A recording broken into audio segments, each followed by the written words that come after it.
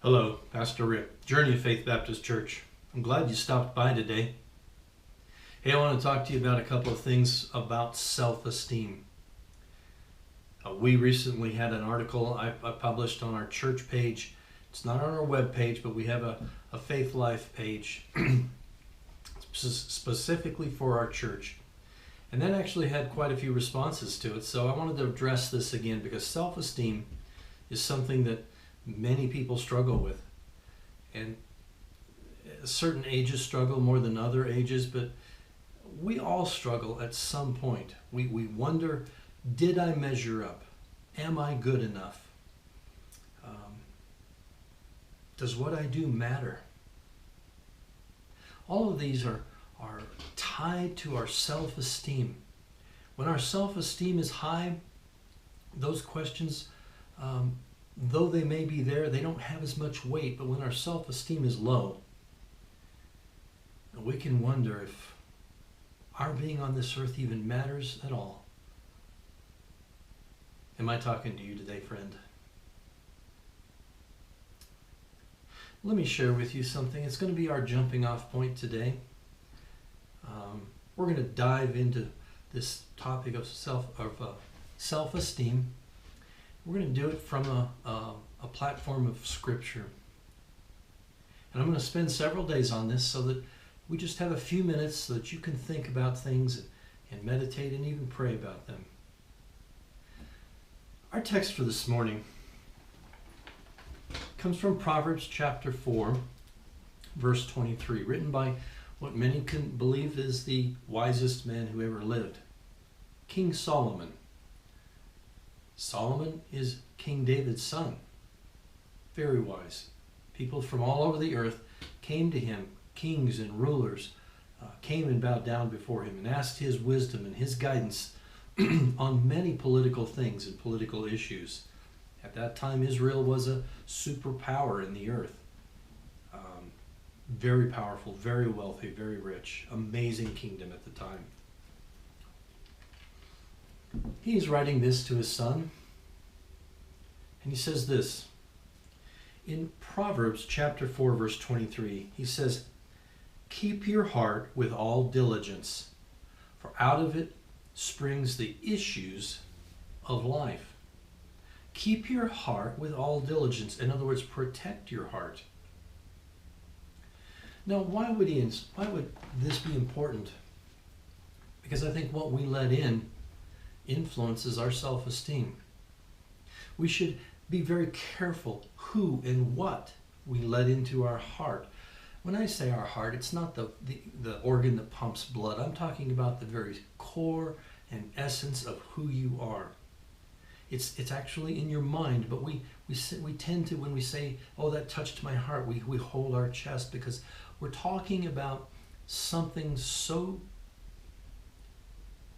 important and so powerful that we actually we make a hand gesture to protect something. And self-esteem, when it comes to that, we need to be careful who we let in and what we let in. For those who are maybe in their first or second relationship, you want to be careful as you're getting ready to step into what you call love. Be careful.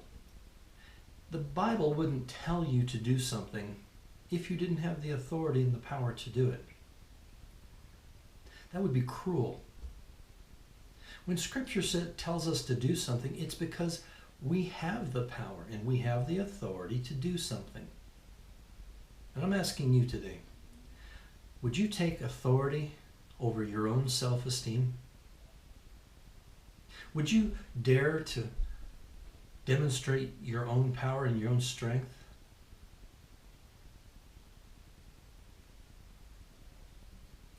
Well, let me ask you this.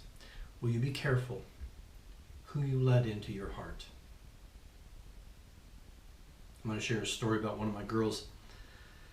One of their first boyfriends, on the first or second time that he came over, and it wasn't really a date, it was just stopping by to visit at the house and stuff, and he said, "Oh, I love you," and she's just like, "Well, that's fine, but I don't love you."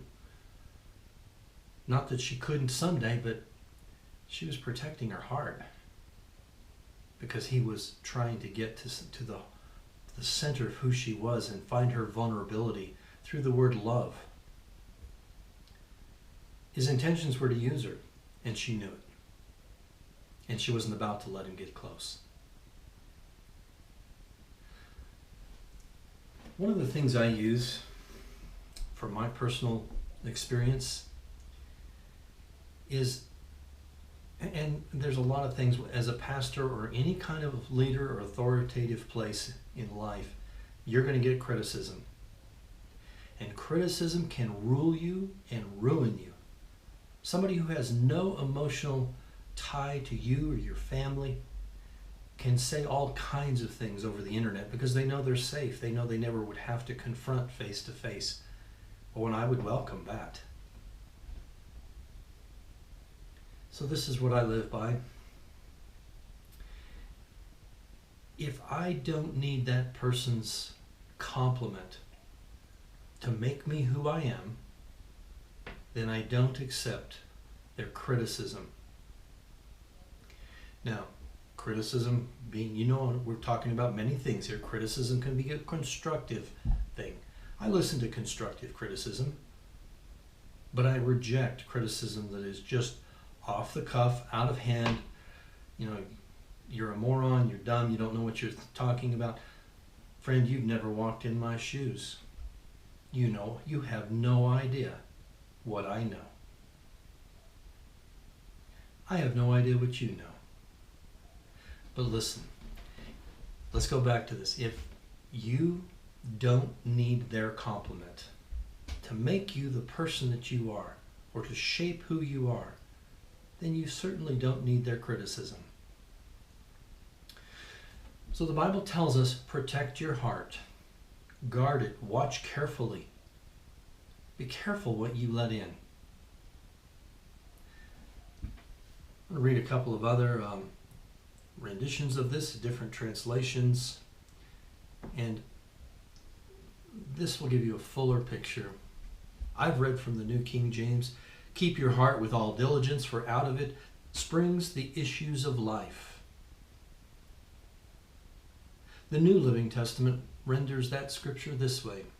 Remember, New Living Translation is a thought-for-thought translation, not a word-for-word translation. Guard your heart above all else, for it determines the course of your life. It determines the course of your life.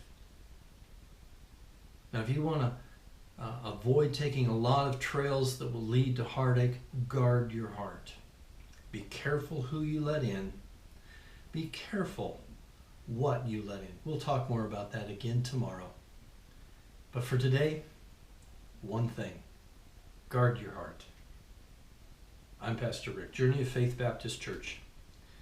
And I'm glad you stopped by today. I hope this is meaningful and helpful to you.